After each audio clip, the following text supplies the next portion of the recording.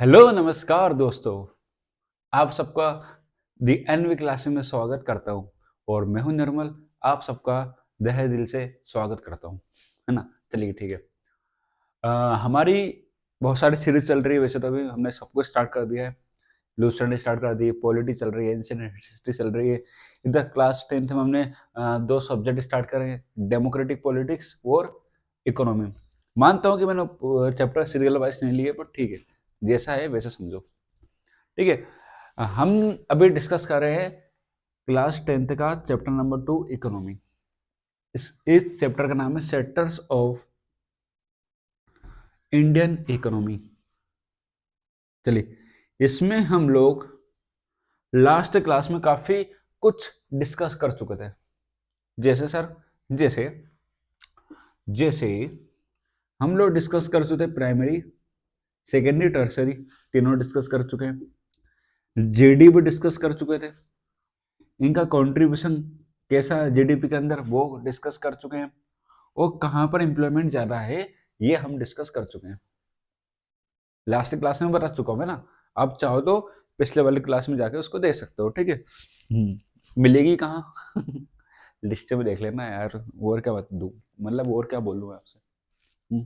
YouTube पे मिलेगी, मेरे नाम से मिलेगी, मेरे चैनल में मिलेगी, वीडियोस वाली लिस्ट में मिल जाएगी। ठीक है, ओके। हाँ, चलेगी।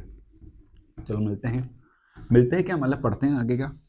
आज हमें क्या पढ़ना है? हमने जैसे छोड़ा था एम्प्लॉयमेंट पर, है ना। हमें आगे का डिस्कस करना है। देखो, ये क्लास आज ही रिकॉर्ड हुई है। इससे पहले वाले भी और अभी भी आधे घंटे गैप के पास, आधे घंटे गैप के बाद रिकॉर्ड कर रहा हूँ ना। चलिए, मतलब ऐसा नहीं कि सर एक ही दिन में कितनी क्लास, 2-3 क्लास से रिकॉर्ड कर सकता हूँ एक दिन में ना, इससे ज़्यादा नहीं। चलिए, हमने पढ़ लिया था, मैं देख लेता हूँ कहा था पढ़ लिया अपन ने। चलिए, जीडीपी हो चुका है, हिस्टोरिकल चेंजेस पढ़ा चुका हूँ कल को। ऐसा क्या रीजन है जिसकी वजह से टर्सरी पर इतना हो रहा है एम्प्लॉयमेंट। चलो ठीक है, अब हमें पढ़ना है एम्प्लॉयमेंट। व्हाट इज अनएम्प्लॉयमेंट, या फिर हमें पढ़ना है आज बेरोजगारी। बेरोजगारी, ठीक है। आज हम पढ़ने वाले हैं क्या? बेरोजगारी पढ़ने वाले हैं। चलो, क्या पढ़ना है आज बेरोजगारी में? देखो, क्या होती है बेरोजगारी, पहले ये बताओ। What do you mean by unemployment, है ना। बेरोजगारी की असली डेफिनेशन क्या होती है, समझो। बेरोजगारी मतलब वो, मान लो कोई पर्सन है, मान लो क्या है, कोई व्यक्ति है या कोई पर्सन है जिसके पास सभी स्किल्स और सारे क्वालिफिकेशन है और उसकी विल भी है, मतलब उसके अंदर इच्छा भी है कि मैं क्या करूं, एक नौकरी करूं। बट एक्चुअल में क्या है, वो अनएम्प्लॉयड। वो क्या है? अनएम्प्लॉयड, यानी वो क्या है? बेरोजगार। तो ऐसी एक्टिविटी को हम लोग क्या बोलते हैं? बेरोजगारी। ये इसी टर्म को हम लोग क्या बोलते हैं? बेरोजगारी बोलते हैं इकोनॉमी के अंदर। या बेरोजगारी इसमें अच्छी बात है नहीं है, खासकर इकोनॉमी के लिए। क्यों? अरे सुनो, जितने ज्यादा जितनी ज्यादा अनएम्प्लॉयड रहेगी उतने ही ज्यादा रिसोर्सेस का क्या होगा? प्रॉपर यूटिलाइजेशन नहीं होगा। या इन शॉर्ट हम कहें, प्रॉपर सॉरी, रिसोर्सेस का क्या होगा? वेस्टेज होगा। चलो, अब आपके इस बुक में दो टाइप के अनएम्प्लॉयमेंट दी है। कौन कौन सी? एक ही दी है, कौन कौन सी दी है? एक ही दी है आपकी, एक ही दी है डिस्काइज, और दूसरी दी है एक दूसरी, एक दूसरे के लिए एक दूसरी। एक मतलब पहली, दूसरी मतलब दूसरी। ठीक है, चलो पढ़ते हैं भैया। सीजनल क्या होता है और डिस्काइज क्या होता है, सीजनल क्या होता है, दोनों समझते हैं। बढ़िया आसान भाषा में समझेंगे। मैं चैनल का नाम रखने वाला था, हाँ, सरल क्लासेस। फिर फिर मैंने देखा कि भैया और कोई लेके बैठा है, ये तो अपने अभी नाम नहीं रखा उसका। बदल लेंगे नाम, पर एनवी क्लासेस बहुत अच्छा नाम है ना, मेरा नाम सही है। चलो, डिस्कस अनएम्प्लॉयमेंट होती क्या है समझो। मान लो एक खेत है। हाउ? इस खेत की लेंथ है 1 एकड़। वैसे सब लोग है ना इससे समझाते हैं, मैं वैसे समझा रहा हूँ, कोई सबसे आसान यही है ना। अब एक खेत में, उस खेत का साइज है 1 एकड़ भैया, 1 एकड़। मान लो 1 एकड़ की जमीन में कितने लोग लग सकते हैं, 2 से 3, बस, इससे अलग नहीं लगेंगे। बट मान लो एक परिवार है, खुशहाल परिवार, ये हरिया का परिवार। हाँ, ये किसका परिवार है, हरिया का परिवार, परिवार यानी फैमिली। ये किसका परिवार है, हरिया का।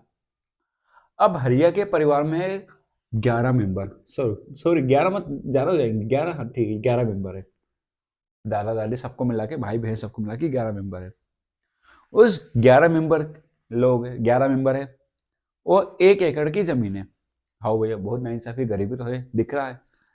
अब हरिया भैया बढ़िया जाता है, खेत में जाता है, उसके साथ उसके बेटा बेटी सब रहते हैं, ठीक है। अब जरूरत लगती है 2 से 3 की, बट काम कितने कर रहे हैं यहाँ पर, 8। 8 मत मान लो, हाँ 8 ही मानो। सभी लोग आगे खेत में लगे, किसकी जरूरत है, 2 से 3 की। ये 8 क्या कर रहे हैं, कोई पत्ते उठा रहा है, कोई गोबर उठा रहा है, कोई मिट्टी को इधर से उधर हाथ से ऐसे कर रहा है, कोई वो खेल रहा है, क्या बोलते हैं उसको, हाँ अष्टचंगे, क्या बोलते हैं उसको, जो भी बोलते हैं, है ना। हमारे यहाँ गोटे बोलते हैं, गोटी खेल रहा है कोई, है ना। तो ये 8 लोग किसी काम के नहीं है, फिर भी खेत में लगे हुए हैं, और ये 2-3 काम कर रहे हैं बेचारे। अब इन 8 को क्या लगता है कि भैया हम तो काम कर रहे हैं, क्या कर रहे हैं, काम कर रहे हैं, बट इनके काम करने ना करने की वजह से क्या खेती में कोई प्रभाव पड़ा क्या, उत्पादन में या प्रोडक्शन में किसी भी प्रकार का प्रभाव पड़ा क्या, मैं कहूंगा बिल्कुल नहीं पड़ा। अरे तुम 8 हो, और तुम्हारे 8 से कोई फर्क नहीं पड़ा, इन 2 या 3 लोग जो काम कर रहे हैं उनके काम करने से फर्क पड़ रहा। अब इन 8 को क्या लगता है कि भैया हमारे पास तो रोजगार है, हमारे पास काम है, बट इनकी काम की कोई वैल्यू नहीं, बिकॉज क्या कर रही है, क्या कर रहे हैं, प्रोडक्शन में किसी भी प्रकार का कोई हेल्प कर ही नहीं रहे। तो ऐसी बेरोजगारी को हम लोग बोलते हैं डिस्गाइज, मतलब सामने वालों को लगता है कि उसके पास रोजगार है, बट वो क्या है, एक्चुअल में बेरोजगार है, बेरोजगार। जी हाँ, और एग्जांपल देता हूँ मैं आपको, आपके घर में दुकान होगी, अवश्य रूप से होगी, मतलब नहीं है, जिसके यहाँ है उसकी बात कर रहा हूँ, है ना। अब भैया क्या हुआ, पापा बैठे हैं दुकान पे, बढ़िया, कर्मचारी रखे हुए हैं, सारा काम कर रहे हैं कर्मचारी। अब मान लो क्या हो रहा है, आप भी बैठो, बड़े हो चुके हो, आप बैठे हो बढ़िया, आपको ऐसा लग रहा है कि पड़े बड़े क्या करना, फालतू की बात है। दुकान पे बैठे ऐसे कुर्सी हिला रहे हो, गाना गा रहे हो, पबजी खेल रहे हो, किसी से बात कर रहे हो, लगे हुए हो, खाना खाया कि नहीं खाया, फालतू की बातें किए जा रहे हो। और दोस्त का फोन आता है, क्या कर रहा है, कुछ नहीं, हाँ दुकान पे बैठा बहुत काम कर रहा हूँ। सारे कर्मचारी का मन में आता गुस्सा कि इसको वहीं मारो, क्यों, क्योंकि उसको क्या लगता है कि वो रोजगार है उसके पास, उसको क्या लगता है वो काम करता है, बट वो क्या है, बेरोजगार है। क्या है, बेरोजगार, क्योंकि उसके होने ना होने से प्रोडक्टिविटी पे कोई फर्क ही नहीं पड़ रहा है ना, उसके होने ना होने से प्रोडक्टिविटी पे कोई फर्क नहीं पड़ रहा, उसको लगता है मेरे पास रोजगार है। अरे नहीं भैया, तू बेरोजगार है, कोई डिस्गाइज कैसी होती है, हिडन, छुपी हुई बेरोजगारी होती है ये। ऐसी बेरोजगारी जो दिखाई नहीं देती उसको हम लोग क्या बोलते हैं, डिस्गाइज अनएम्प्लॉयमेंट, मतलब जहां पर जरूरत से ज्यादा लोग लगे हुए हो और प्रोडक्शन में कोई फर्क ना पड़ते हो, उसको हम लोग को बोलते हैं डिस्गाइज अनएम्प्लॉयमेंट। चलो बहुत बढ़िया शाबाश। अब आता सीजनल, अभी क्या है, अभी क्या बोएंगे किसान बताओ, खरीफ के रबी, रबी क्रॉप, कौन सी क्रॉप बोएंगे, रबी। अच्छा रबी क्रॉप बोएंगे, बहुत बढ़िया। जब रबी क्रॉप बोएंगे तो उसमें क्या बोएंगे, गेहूं, मटर, गेहूं मान लो, वीट। अब मान लो ऐसे किसान जो सिर्फ वीट की ही खेती करता है, उसको बाकी वो कोई मतलब नहीं है, तो क्या कर, मान लो हरिया है, अब हरिया क्या करता है, सिर्फ गेहूं की खेती करता है बस, तो बाकी टाइम क्या करेगा हरिया, बेरोजगार हो जाएगा ना, कोई उसका सीजन ही नहीं है। अब कहाँ है वो, बारिश में थोड़ा ना गेहूं उगाने बैठेगा यार, ठंड में थोड़ा ना, ठंड में ठीक है उगा देते हैं, गर्मी में थोड़ा ना गेहूं उगाएगा, जहाँ हार्वेस्ट करते हैं उगाने बैठेगा, नहीं भैया नहीं, ऐसा नहीं करेगा। तो ये इस टाइप की बेरोजगारी सीजनल, मतलब सीजन के हिसाब से बेरोजगारी चल रही, तो कैसी होगी, सीजनल बेरोजगारी। चलो बहुत बढ़िया, आगे बढ़ते हैं आप, दोनों बेरोजगारी आपको समझ में आई थिंक आगे होगी। अब इसमें क्या समझाऊंगा बताओ, मैं बोर्ड निकाल के रख लूं? इससे सरल भाषा में क्या पता कहाँ पढ़ते हो आप लोग? कहीं पढ़ते हो तो बता लेना भैया, नहीं पढ़ लूंगा। तो लिखना यही है, इसके अलावा और कुछ नहीं लिखना है ना? हाँ चलो, अब क्या पढ़ना है भैया? सीजनल हो गया, हाँ चलिए, बहुत बढ़िया बहुत बढ़िया। अब किस प्रकार से भैया एम्प्लॉयमेंट क्रिएट की जा सकती है? किस प्रकार से एम्प्लॉयमेंट को क्रिएट किया जा सकता है?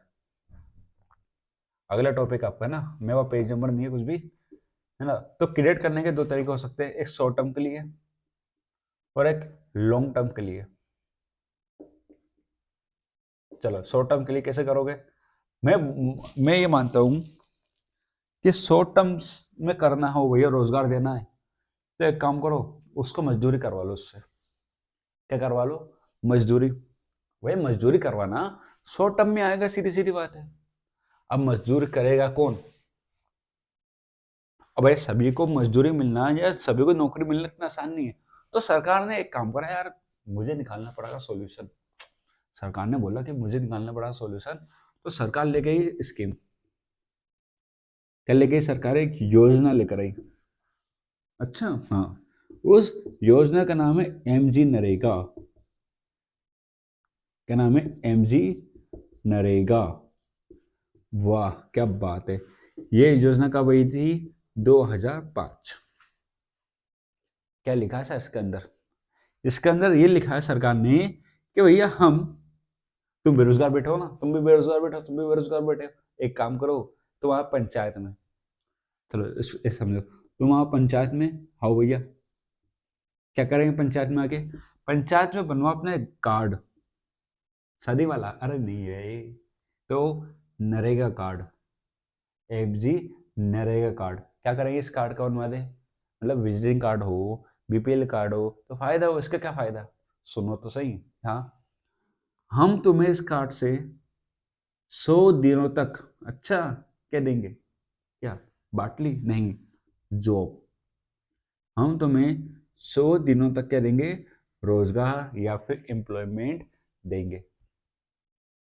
जी हाँ, वो यही होता है क्या? एमजी नरेगा। ये शॉर्ट टर्म के लिए क्या है?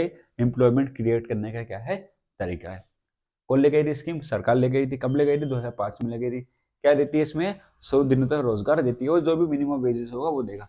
मान लो, मान लो यदि पंचायत जॉब कार्ड होने के बाद भी भैया क्या नहीं देती? रोजगार, तो भैया पंचायत को पूरा अलाउंस देना पड़ता है। फिर पंचायत को फिर बाकी चुकाना पड़ता है। 100 डेज तक नहीं दे रही तो 100 डेज का पैसा देना पड़ेगा भैया, है ना? क्योंकि मिनिमम आपको 100 दिन तक क्या देना है? रोजगार देना है। अब बात करते हैं लॉन्ग टर्म में। लॉन्ग टर्म में क्या क्या आ सकता है? वही लॉन्ग टर्म में आपको आ सकता है बिजनेस। अब बिजनेस खड़ा कर दो। दूसरा आ सकता है आपका एग्रीकल्चर। तीसरा आता है अदर एक्टिविटीज, जो टर्सरी के अंदर आती है। सही, ये सब करने के लिए क्या चाहिए? कुछ है? सलाम दुआ बस? अरे नहीं, इन सब के लिए चाहिए पैसा। पैसा है तो बड़ी बड़ी बात है कि नहीं? पैसा बिल्कुल बात है। अब पैसा कहाँ से मिलता है? सर एक बगीचा है, पेड़ है, उसमें तोड़ेंगे तो पैसा पैसा निकलता है ना? हाँ, यही ना? नहीं, पैसा मिलता है आपको कहाँ से? अरे भैया पैसा मिलेगा आपको कहाँ से? पेड़ों से नहीं, बैंक से। हाँ, बैंक वाले बैठे हैं कुर्सी लगा के, भाई साहब कब आएंगे पैसे लेके? बैंक वाले के, बैंक वालों से कैसे लोग? अरे चैप्टर है आपको, बैंक एंड क्रेडिट, बैंक वाला चैप्टर है ना, पढ़ना वहाँ पर जाके। पढ़ाऊंगा, चलो मैं ही पढ़ाऊंगा, कहाँ जाओगे पढ़ने? हाँ, तो वहां पर पैसा देती है बैंक, लोन के फॉर्म में। किस फॉर्म में देती है? लोन के फॉर्म में। बैंक से लोन लिया और आप जॉब क्रिएट कर सकते हो। एक पर्सन हजारों को जॉब देता है। मैं बताता हूँ कैसे। आपने खेती करी, क्या आप पूरा अनाज घर में रखोगे? बेचोगे। बेचने के लिए क्या करोगे? गाड़ी। तो ट्रांसपोर्टेशन वालों को क्या मिलेगा? रोजगार। वहां पर हम वाली करवाओगे, हम वाले को क्या मिलेगा? जॉब, रोजगार। तुलवाने का क्या मिलेगा? जॉब। खरीदने वालों को जॉब। अरे हर जगह जॉब ही जॉब। मतलब मान लो 1 किलो गेहूं कितनों को रोजगार दे रहा? सही, 1 किलो बोला, मैं सही बोला है? आना जाना ले जाना फलाना ठिकाना सब मिला के, ठीक है। बहुत बहुत बहुत पढ़ना पड़ेगा तुम लोग का ना। चलो भैया, ये हो गया। अब इंजीनियरिंग का हो गया, कैसे जॉब क्रिएट कर सकते हैं अपन। ये भी हो गया, एग्रीकल्चर सेक्टर में कैसे कर सकते हैं, इतने काम करनी है। चलिए अब हम पढ़ते हैं दो सेक्टर और है, ऑर्गेनाइज और अनऑर्गेनाइज, ठीक है। ऑर्गेनाइज और अनऑर्गेनाइज काफी सरल है, देखो इतनी डिफिकल्ट नहीं है तुम्हारी इकोनॉमी जितना तुम मानते हो। अब मैं क्या कर रहा हूँ यहाँ पर, बड़ी आसान शब्दों में आपको बढ़िया प्यार से बढ़िया इज्जत के साथ समझा रहा हूँ, और क्या करूँ बताओ, जान देंगे नहीं हम, है ना। चलो दो सेक्टर पढ़ना, ऑर्गेनाइज और अनऑर्गेनाइज। इतिहास पढ़ाना है मुझे यार, इतिहास के लिए थोड़ा सा मुझे मेहनत लग रही है। अनऑर्गेनाइज, चलो समझते हैं दोनों को, ऑर्गेनाइज और अनऑर्गेनाइज। अच्छा नाम से पता लग रहा है, नाम से पता लग रहा है कि ये किससे जुड़े हुए हैं, एम्प्लॉयमेंट से जुड़े हुए हैं, है ना। किससे जुड़े हुए हैं, एम्प्लॉयमेंट से जुड़े हुए हैं। सिंपल है, बहुत सिंपल है। ज़्यादा इसमें आपको विचार विमर्श करने की आवश्यकता नहीं है, जितना मैं बोलूँ सिर्फ उतना सुनना हो, उससे ज़्यादा सुनोगे तो तुम्हारे लिए नुकसानदायक होगा। चलिए हाँ समझो, ऑर्गेनाइज क्या, जो वेल क्या है ऑर्गेनाइज हो, अनऑर्गेनाइज जो वेल ऑर्गेनाइज ना हो, ये लिखोगे। अरे सुनो, ऑर्गेनाइज सेक्टर में ये ऑर्गेनाइज अनऑर्गेनाइज है क्या, पहले ये एक ऐसी जगह जॉब करने की। मान लो देखो, एक पर्सन दो जगह काम करता है, या तो किसी ऑर्गेनाइज में काम करेगा या किसी अनऑर्गेनाइज सेक्टर में काम करेगा। ऑर्गेनाइज सेक्टर में क्या कहता है, ऐसे सेक्टर जो ने गवर्नमेंट के थ्रू क्या है, रजिस्टर्ड है, सरकार के पास क्या है वो रजिस्टर्ड है, वो क्या हो गया ऑर्गेनाइज है। एग्जाम्पल, एग्जाम्पल में क्या लिखोगे आप, school, college, cooperative cooperative bank, ये सब इसके अंदर आएंगे, बैंक कोऑपरेटिव ऑफिस वगैरह सब इसके अंदर आएंगे। अनऑर्गेनाइज सेक्टर वो जो गवर्नमेंट के अंडर रजिस्टर्ड नहीं है, क्या नहीं है, रजिस्टर्ड नहीं है। एग्जाम्पल क्या लिखोगे, जैसे लेबर, एग्रीकल्चर, ये सब किसके अंदर आएंगे, अनऑर्गेनाइज के अंदर आएंगे। चलो अब इसके ब्रॉड डेफिनेशन समझते हैं। डेफिनेशन मतलब इनके बीच सब डिफरेंस समझेंगे, आता है right difference between organise and unorganise. बस एक डिजिटल बोर्ड की कब तमन्ना है, जल्दी पूरी हो गई है ना वो भी। चलो ऑर्गेनाइज और अनऑर्गेनाइज, दो चीज पढ़ना है, ऑर्गेनाइज और अनऑर्गेनाइज। चलो ठीक है पढ़ते हैं, दोनों के बीच क्या डिफरेंस है वो पढ़ेंगे। काफी आसान है, देखो इसमें ऐसा नहीं है कि आपको बहुत ज्यादा पचना पड़ेगा, बहुत ज्यादा मेहनत करना पड़ेगा, ऐसा कुछ नहीं है। पहले ऑर्गेनाइज क्या होते हैं सर, ये रजिस्टर्ड होते हैं सरकार के अंदर, क्या होते हैं रजिस्टर्ड। क्या अनऑर्गेनाइज होता है क्या, बिल्कुल नहीं होता, नॉट रजिस्टर्ड, नॉट रजिस्टर्ड। चलो आगे बढ़ते हैं, मुझे बताओ, मान लो किसी ऑफिस में काम करते हो, किसी ऑफिस में काम करते हो, तो काम तो भैया रात में भी दिन पता नहीं मन है तो किए जा रहे हैं, नहीं है तो नहीं किए जा रहे, ऐसा कुछ है क्या, नहीं है। मतलब यहाँ पर फिक्स वर्किंग आवर्स होता है, क्या होता है फिक्स वर्किंग आवर, 8 से 12 की जॉब, 8 से 2 की जॉब, 8 से 4 की जॉब, 8 से 6 की जॉब, 10 से 6 की जॉब, ऐसे करके फिक्स वर्किंग आवर्स। क्या इसमें बताओ अनऑर्गेनाइज में ऐसा कुछ होता है क्या, नहीं होता सर बिल्कुल भी। भाई खेती किसानी वाला इंसान है, दुकान वाला इंसान है, तो क्या वो ऑर्गेनाइज के अंदर आएगा क्या, खेती करने वाला उसका टाइम भी 8 से 12, मुझे खेती करना पड़ेगी, नहीं तो भैया क्या होगा जमीन काम ही नहीं करेगी, मुझे मेरा उत्पादन ही नहीं होगा, ऐसा होता है क्या। हरिया हरिया कर पाएगा क्या, ऐसा नहीं कर पाएगा। चलो तो नोट फिक्स आर, चलो और क्या लिख सकते हो बताओ, क्या ऑर्गेनाइज में आपको वेजेस मिलते हैं क्या, मिलते हैं सर, यहाँ पर वेजेस मिलते हैं। क्या मान लो कोई खेती कर रहा है तो क्या उसको सैलरी देता है क्या सरकार, नहीं देती भैया। इसमें लिख लो, मतलब मिनिमम वेजेस नहीं है इसमें ना। वैसे तो क्या होता है, जैसे लेबर का काम करते हैं, एफजी नरेगा में काम करते हो, तो मिनिमम वेजेस मिलती है वो बहुत कम, बहुत कम इसमें मिलने के चांसेस है, ऐसे नहीं है कि नहीं मिलती है ना, मिलती है। क्या इसमें सिक्योरिटी है क्या? बिल्कुल है सर। मतलब ऐसा तो नहीं हर कभी निकालने हैं या खेती नहीं हो रही तो भैया परेशान हो रहे, नहीं ऐसा कुछ नहीं यहाँ पर। यह सिक्योर्ड नहीं है, खेती नहीं हो रही पैसे नहीं मिलेगा, ठीक है, ये सिक्योर्ड नहीं है। क्या मुझे बताओ यहाँ की वर्किंग कंडीशन कैसी है, सिंपल है कि हार्ड है कि कैसी है? अच्छा, यहाँ पर फ्लेक्सिबिलिटी है कि नहीं है, ये लिख लो। है कि नहीं? नहीं है, बिल्कुल फ्लेक्सिबिलिटी नहीं है, कैसे रिजिड।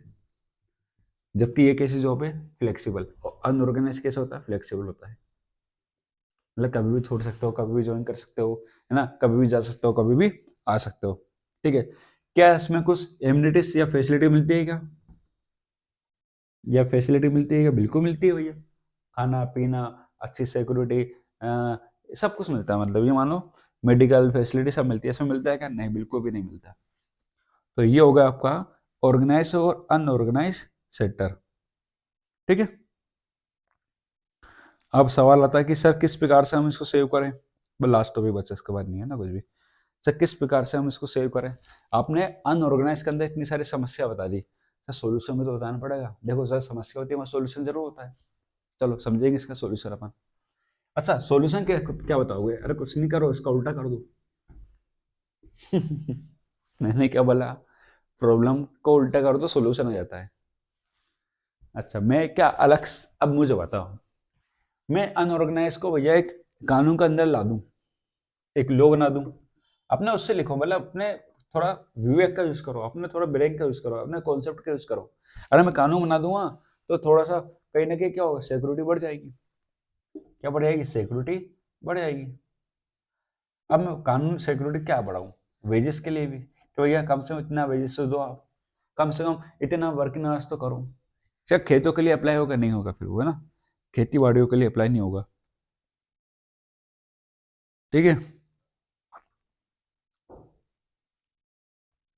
तो खेतों के लिए क्या करेंगे फिर? खेतों वालों को सपोर्ट दे दो, एग्रीकल्चर को कह दो, यहाँ पर सपोर्ट दे दो कि भैया उनको सीड लोन प्रोवाइड कर दो ताकि वो अच्छे से खेती कर पाए। ऐसा एक किसान अच्छे से खेती को नहीं कर पा रहा है, पैसा नहीं हुई है उसके पास इतना, पैसे की वजह से खेती नहीं कर पा रहा, पैसे दे दो, अच्छे बीज दे दो, सब सारी फैसिलिटी दे दो, तो वो क्या करेगा, अच्छे से खेती करेगा। ऊपर से क्या कर दो, प्रोटेक्शन दे दो फार्मर्स को, है ना, उनका सोशल और इकोनॉमिक डेवलपमेंट के लिए। और हम क्या कर सकते हैं, जॉब साइकिल बढ़ा, देखो बाकी में तो इतना लिख देना, ये इसका उल्टा कर दो, रेगुनाइज रजिस्टर्ड, मतलब रजिस्टर्ड तो नहीं कर सकते पर फिर भी कोशिश करो सरकार को थोड़ा सा कंट्रोल करे, है ना। वर्किंग आवर्स थोड़ा सा फिक्स कर दो मजदूरों के, इनके तो करो कम से कम, मिनिमम वेजेस सेट कर दो इनका, सिक्योरिटी इनके बढ़ा दो, फ्लेक्सिबल टाइमिंग थोड़ा कम कर दो। फ्लेक्सिबल क्या, आना जाना भाई ऐसे नहीं, काम करो अच्छे से करो। इधर किसानों के लिए क्या करे भाई, कानून बना दो, सॉरी कानून क्या बना दो, कानून तो नहीं, इंस्टीट्यूशन रिफॉर्म कर सकते हैं, जैसे इनको लोन प्रोवाइड कर सकते हैं, है ना, या अच्छे बीज प्रोवाइड कर सकती है सरकार, सब्सिडी दे सकती है सरकार, ताकि इनको भी अच्छे से ये जॉब कर सके, मतलब जॉब का कर सके, अच्छे से खेती कर सके। चलो अब हम पढ़ना है इन टर्म ऑफ ओनरशिप, है ना, हमें पढ़ना आगे के sectors in term of ownership. बस लास्ट टॉपिक बचा है चैप्टर का, है ना, बाकी कुछ है नहीं अब। दम दम का खत्म ही होगा चैप्टर, क्या दम बोलूँ मैं इसमें। चलो, ओनरशिप के बेसिस पर कितने डिवीजन है ना, तो ओनरशिप के बेसिस पे 3 डिवीजन है, एक है पब्लिक, एक है प्राइवेट, और एक है जॉइंट, यानी दोनों, पब्लिक और प्राइवेट दोनों का है, ठीक है, पब्लिक और प्राइवेट दोनों। कितने दिए आपके? पब्लिक दिया है, प्राइवेट दिया है, बस दो ही नहीं है क्या? अच्छा,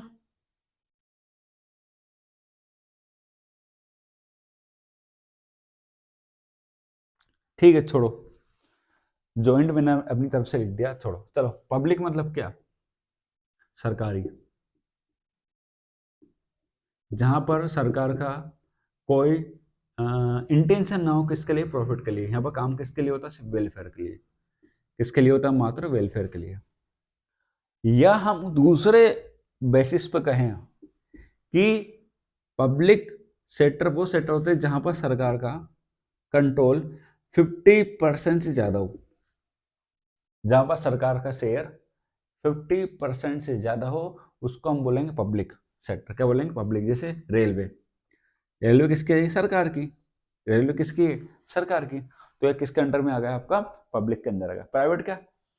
जहां पर किसी पार्टिकुलर कंपनी का या प्राइवेट एंटरप्रेन्योरशिप का क्या हो, ओनर 50% से ज़्यादा शेयर हो, ठीक है। क्या हो, किसी की ओनरशिप 50, किसी पर्टिकुलर कंपनी की 50% से ज़्यादा क्या हो, शेयर हो, उसको हम लोग बोलेंगे प्राइवेट। मान लो मैं पढ़ा रहा हूँ प्राइवेट, ऐसा तो नहीं सरकारी है, ये भी प्राइवेट है। चलो, क्या पब्लिक सेक्टर को हमें क्या रहना चाहिए, एक क्वेश्चन भी आया था, बढ़िया अच्छा प्रश्न था, कि पब्लिक सेक्टर को क्या देना चाहिए, यार मैं भूल रहा हूँ प्रश्न, एक क्वेश्चन अच्छा खासा आया था, इंकरेज करना चाहिए क्या, बिल्कुल करना चाहिए यार।